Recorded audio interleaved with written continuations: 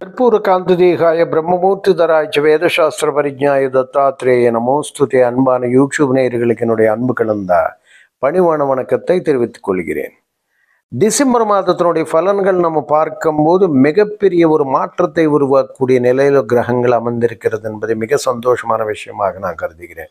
காரணம், எதிர் வருகின்ற 2025வது வருஷத்துக்கு உண்டாகின ஒரு அற்புதமான கிரக சூழல் என்பது நமக்கு இப்போ நன்றாக இருக்கிறது. ஸோ அதன் அடிப்படையில் 12 ராசிகளுக்கு எத்தகையான சிறப்புகள் நடக்கப் போகிறது என்பதை நாம் எதிர்பார்க்கிறோம். வரக்கூடிய யோகங்கள், அவயோகங்கள், வரக்கூடிய அதிருஷ்டங்கள், அது போலவே ஏற்றங்கள், இறக்கங்கள் எல்லாம் நம்ம அலசி பார்க்கலாம். ஃபஸ்ட்டு நம்ம 12 ராசிகளுக்கு பார்க்கும்போது பொதுவான ஒரு கிரக நிலைகள் எப்படி இருக்குது அப்படி நம்ம பார்த்துக்கோம். டிசம்பர் மாதத்தினுடைய பலன்கள் நம்ம பார்க்கும்போது, டிசம்பர் மாதத்தில் நமக்கு பிரதான ஒரு ஆண்டு கிரகங்களாகிய சனி பகவான் பலமான இடத்துல கும்பத்தில் இருக்கிறாரு. சனி பகவான் வக்கரத்தில் இருக்கிறார். நாம் ஏற்கனவே வீடியோவில் சொல்லியிருக்கோம். சனி பகவான் அடுத்து சனி பயிற்சி, அதாவது மார்ச் 29ஆம் தேதி 2025 வரை சூப்பரான ஒரு பொசிஷனில் இருக்கிறார். நமக்கு நன்மையை செய்யக்கூடிய நிலை. இந்த வக்கரம் என்பது ஒரு மிகப்பெரிய ஒரு ராஜ வாழ்க்கையை ஆரம்பிக்கும் என்ற ஒரு கருத்தினை நம்ம பதிவிட்டிருக்கிறோம். அதுபோல் அவர் சதயத்தில் செவ்வாயினுடைய நட்சத்திரத்தில் இருக்கிறார். நமக்கு விசேஷமான யோகம் தரக்கூடிய நிலை. ஏன்னா காரணம் என்றால் அது ஒரு விசேஷமான ஒரு பலத்தை தரக்கூடியதாக, யோகத்தை தரக்கூடியதாக அமைந்து விடுகிறது. அதுபோல் குரு பகவானும் நமக்கு அவர் வக்கரத்தில் ரோஹிணி நட்சத்திர சஞ்சாரத்தில் இருக்கிறார். சந்திர பகவானோட நட்சத்திரத்தில் இருக்கிறாரு. சந்திர பகவான் நட்சத்திரம் குரு பகவானுக்கு எப்பவுமே ரொம்ப பிரியமானதாக இருக்கும். ஆக ரோஹிணியில் அவர் வக்கரத்தில் இருக்கிறதுனால மிகப்பெரிய நன்மை. குரு பகவான் உங்களுக்கு ரிஷபத்தில் மிகப்பெரிய ஒரு யோக நிலையில் அமர்ந்திருக்கிறார் என்றது நன்றாக நமக்கு புரிகிறது. ஆக அடுத்து குரு பயிற்சி வரை அவர் அந்த இடத்துல இருப்பார். ஆக நமக்கு மே 15ஆம் தேதி அவர் மாற போகிறார். அவர் மிதுனத்துக்கு போகிறாரு. அப்போ நம்ம பார்க்கலாம். அதுவரை விசேஷமான நன்மை நமக்கு அவர் தரப்போகிறார். அடுத்து ராகு கேதுகள் ஆண்டு கிரகங்கள் 1.5 ஆண்டுக்கு நாம் எடுத்துக்கொண்டால், ராகு பகவான் நமக்கு உத்திரட்டாதி சனி பகவான் நட்சத்திரத்தில் இருக்கிறது மிகப்பெரிய ஒரு யோகத்தை தரக்கூடியதாக இருக்கும். ஏன்னா சனி ராகு ஒப்பான ஒரு கிரகம். சனி போலவே கொடுப்பவன் இல்லை, அது போலவே ராகு போலவே ஒரு அசுர வளர்ச்சி தரக்கூடிய ஒரு அற்புதமான கிரகம் நமக்கு சிறப்பான நிலையில் இருக்கிறது. ஆக எதிர்பாராத தனயோகத்தை நமக்கு நிச்சயமாக தர காத்திருக்கிறது. அதே போல் கேத்தன் எடுத்துக்கொண்டால் அவர் கூட சூரியனோட சாரத்தில் வந்திருக்கிறாரு. அவர் உத்திரத்தில் இருக்கிறாரு. சூரிய பகவான் நமக்கு ஒளிமயமான ஒரு அற்புதமான வாழ்க்கை தரக்கூடிய கிரகம். ஆக இந்த சூரிய சந்திர கிரகங்கள், அதாவது குரு பகவான் சந்திர சாரத்தில் இருக்கிறது நமக்கு அது போலவே கேத்து பகவான் சூரியனோட சாரத்தில் வருது என்பது மிகப்பெரிய ஒரு ஆன்மீக உயர்ந்த நிலைகள் அடையிறதுக்கு, ஆன்மீகத்தில் ஒரு மிகுந்த ஒரு கோவில் சம்பந்தமான விஷயங்களை பார்க்கறதுக்கு உண்டாகின ஒரு அற்புதமான யோகம் என்பதை நமக்கு டிசம்பர் மாதம் காட்டிக்கிறது.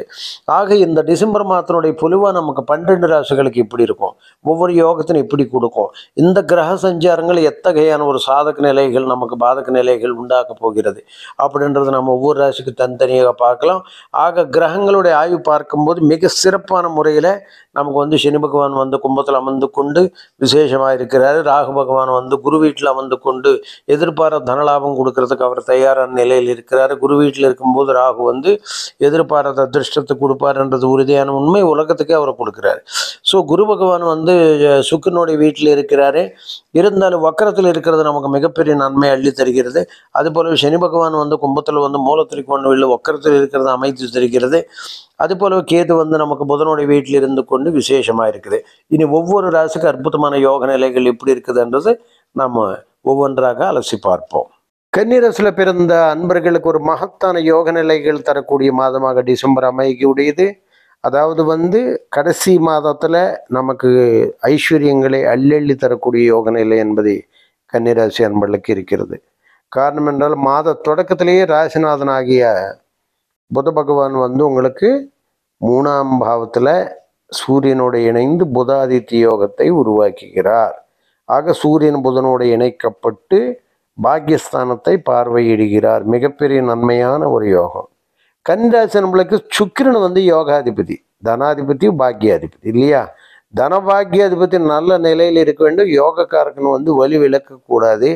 4ஆம் பாவத்தில் கேந்திரத்தில் சுக்கிரன் இருக்கிறார். தனாதிபதி 4ல் இருக்கார். பாக்கியாதிபதி மிக சிறப்பான முறையில் யோகத்தை அள்ளித்தரக்கூடிய அமைப்பு என்பது இருக்கிறது. அது போலவே சனி பகவான் நமக்கு ராசிக்கு 6ஆம் பாவத்தில் இருக்கிறாரு.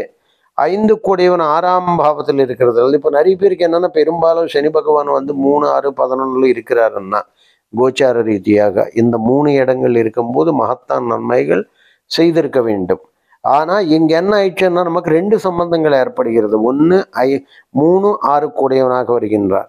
ஸோ கெட்டவன் கெட்டிட்டில் கிட்டும் ராஜயோகம் என்ற அடிப்படையில் 6ஆம் பாவத்தில் சனி பகவான் வந்து நமக்கு யோகத்தை தர வேண்டும். ஆனால் நீங்கள் எதிர்பார்க்கக்கூடிய அளவுக்கு கடந்த 1 வருஷத்து அளவில் சனி பகவான் உங்களுக்கு யோகம் தரலேன்னு தான் நீங்கள் வைத்துக்கொள்ள வேண்டும்.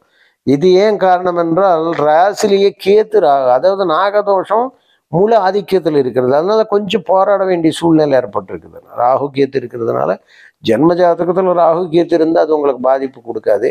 கோச்சார ரீதியாக ராகு கேத்து வரும்போது எல்லா காரியங்களும் கொஞ்சம் தொங்கு தடை தாமதம், எது நினைச்சாலும் சீக்கிரம் முடிக்க முடியாமல் போயிடும். எதிர்பார்த்த பணம் கிடைக்காது, ஒரு லோனு கிடைக்காது, ஒரு வீடு வாங்கணும்னா அது முடியாது, ஒரு வீடு பழுது பார்க்கலாமன்னா முடியாது, ஒரு திருமண விஷயத்துல கொஞ்சம் தாமதம் ஏற்படும். இந்த மாதிரி ஒவ்வொரு விஷயத்துல வந்து உத்தியோக விஷயத்துல தாமதம் ஏற்படும், சம்பள விஷயத்துல தாமதம் ஏற்படும். இந்த மாதிரி எல்லாம் ஒவ்வொரு விஷயத்த நீங்க பார்க்கும்போது அந்த விஷயத்துக்கு உண்டாகின தடை என்பது கொஞ்சம் காமிச்சுக்கிட்டே இருந்தது. அது மட்டும் இல்லாமல் குரு பகவான் வந்து உங்களுக்கு பாக்கியத்துக்கு வர்றது மிகுந்த நன்மை செய்வார்னு நம்ம எதிர்பார்த்தோம். ஆனால் அது ஜென்ரலாக உங்கள் கன்னிராசி நம்மளுக்கு பாக்கியாதிபதி குரு 9ல் வருது என்பது மிகப்பெரிய நன்மை செய்தாக வேண்டும். ஆனால் அவர் எதிர்பார்த்த நன்மை தரலை. காரணம் என்றால் அவர் பாதகாதிபதியை இருக்கிறதுனால 9வது வீட்டில் வந்தாலும் கூட அவருடைய பார்வைகள் நமக்கு ஒரு வகையில் நன்மை செய்திருக்குதுன்னு சொல்லலாம். ஏன்னா பார்வை பொறுத்தவரை அந்த இருந்தபடியே அவர் வந்து உங்கள் ராசியும் பார்க்கிறார். ஸோ எங்கே சென்றாலும் உங்களுக்கு ஒரு நல்ல செல்வாக்கு சொல்வாக்கு, உங்கள் மேலே ஒரு மரியாதை, இதெல்லாம் பல மடங்கு பெருகி இருக்குது. அதை நன்றாக நீங்கள் உணர விடுவீர்கள். அதே போல் 3ஆம் பாவத்தில் விழுந்திருக்குது. 3ஆம் பாவத்தினால நமக்கு எந்த விதமான நன்மை இல்லை. முயற்சிகள் வந்து வெற்றி பெறக்கூடிய அளவுக்கு நிறைய வெற்றி வாகை சூடிக்கூடிய அளவுக்கு சந்தர்ப்பம் ஏற்படுத்தியிருக்குது. அதுபோல் 5ஆம் பாவத்தினை பார்க்கிறது. 5ஆம் பாவத்தை பார்த்து பூர்வ புண்ணியஸ்தானம் நமக்கு வலுவடைகிறது அப்படின்றது பொருள். ஸோ பூர்வ புண்ணியம் உங்களுக்கு வலுவடைஞ்சிருக்கு. ஸோ அதன் விளைவாக எதிர்பாராத பல நன்மைகள் நமக்கு நடந்து கொண்டிருக்கிறது. ஆக ராசியை நம்ம பார்க்கும்போது ராசி லக்னத்திலே கேத்து இருக்கிறதுனால இது எடுத்த காரியங்களில் தாமதம் என்பது ஏற்பட்டிருக்குது. தனாதிபதி சுக்கிரன் 4ல் இருக்கிறதுனால வீடு வண்டி வாகனம் எது நினைச்சாலும் நம்ம சாதிக்கக்கூடிய அளவுக்கு இருக்குது. 3ல் சூரியன் புதனோடு சந்திரனோடு சேர்ந்து புதாதித்ய யோகத்தை உருவாக்கி நல்ல அறிவாற்றல் மூலமாக நமக்கு பேரும் புகழும் வாங்கி கொடுத்துருக்குது. சனி பகவான் 6ல் இருந்து நமக்கு மிகப்பெரிய நன்மைகள் எதுவும் செய்யவில்லை. காரணம் என்றால் அவர் சதயத்தில் இருந்திருக்கிறார். சதம் 7ஆம் பாவத்தில் இருக்கிறதுனால நாகதோஷ ஆதிக்கத்தில் இருக்கிறதுனால நமக்கு வந்து கட்டி போட்ட மாதிரி எந்த ஒரு முன்னேற்றம் என்பது எதிர்பார்த்த அளவில் கிடைக்கல. முன்னேற்றம் கிடைச்சிருக்குது, பட் நாம் எதிர்பார்க்கக்கூடிய அளவுக்கு நமக்கு வெற்றி என்பது கிடைக்கவில்லை அப்படின்றது உறுதியாக சொல்லலாம். பாக்கியத்தில் குரு வந்து நமக்கு மிகப்பெரிய நன்மைகளை செய்திருக்க வேண்டும். இருந்தாலும் நமக்கு எதிர்பார்த்த அளவுக்கு வருமானங்கள் அவ்வளவா கொடுக்கவில்லை. எல்லாத்தையும் விட ராசிக்கு 3, 8 கூடிய செவ்வாய் 11ல் வந்து வலிவு, அதாவது கெட்டாதிபத்தியங்களை கொண்ட செவ்வாய் வலி இழக்க வேண்டும் கன்னிராசிக்குள்ள கண்டிப்பாக அவர் இழந்திருக்கிறாரு. அதில் பூமி சம்பந்தமான பல நன்மைகள் நமக்கு நடந்திருக்குது.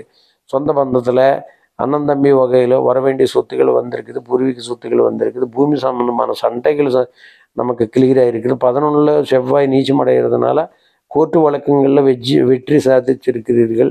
நீண்ட வருஷங்களில் முடிக்க முடியாத பல வேலைகள் நீங்கள் வந்து முடிச்சிருக்கீங்க.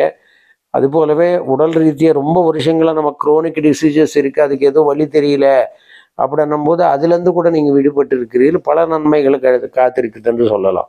அதே மாதிரி கன்னிராசி நம்மளுக்கு நம்ம பார்க்கும்போது உத்திர நட்சத்திரம் 3, 2, 3, 4 பாதத்தில் பிறந்தவர்களுக்கு உத்திரம் வந்து சூரியனோட சாரத்தில் இருக்கிற சூரியன் வந்து உங்களுக்கு 12ஆம் இடத்துல இருக்கிறதுனால சம்பாதிக்கா இருக்கணும். இப்போ பார்த்தாலும் சம்பாதிக்க ஏதோ ஒன்று செய்யணும், ஏதோ ஒன்று சாதிக்கணுன்ற ஒரு தப்பனை உங்களுக்கு அதிகமாக இருந்திருக்குது.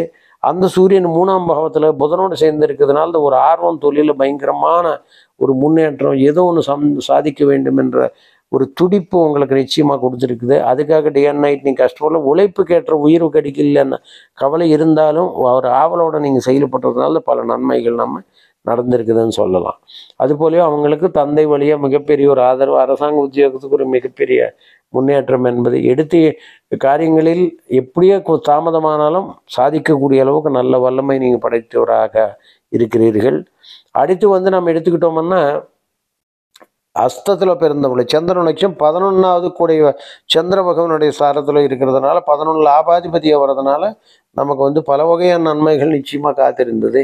அஸ்தத்தில் பிறந்தவர்களே சந்திர பகவானுடைய வளர்ப்பிறை தேய்பிறை போலே நமக்கு தொடர்ந்து தொழிலில் கொஞ்ச நாள் நல்லா இருந்தால் கொஞ்ச நாள் நல்லா இல்லை, எதிர்பார்த்த வருமானங்களை எதிர்பார்த்த மாதிரி கிடைக்கல, அப்படி பல பிரச்சனைகள் நடந்திருக்குது. அதெல்லாம் சால்வ் பண்ண நல்ல ஒரு சிறப்பான முறையில் நீங்கள் முன்னேற்றம் அடைந்திருக்கிறீங்க. அது போலவே நம்ம வந்து சித்திரை நட்சத்திரம் பார்த்து 1-2 பாதத்தில் செவ்வாய் 3-8 கூடையவனாக இருக்கின்றான். 11 இருக்கிறதுனால இந்த மாதம் அவங்களுக்கு மிகப்பெரிய நன்மை கொடுத்துருக்குது.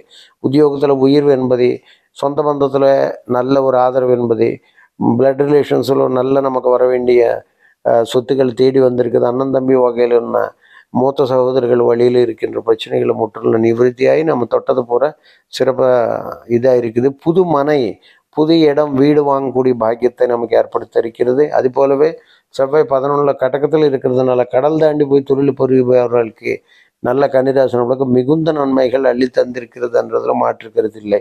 3 ராசிக்காருக்கு சிறப்பான நன்மைகள் கொடுத்துருக்குது. அது மட்டும் இல்லாமல் குரு பகவான் நமக்கு வந்து ரோஹிணியில் இருக்கிறதுனால தான் உங்களுக்கு வந்து சந்திர பகவானுடைய நட்சத்திரமாக இருக்கிறதுனால தான் குரு உங்களுக்கு நன்மை செய்திருக்கிறார்ன்றது உறுதியான உண்மை.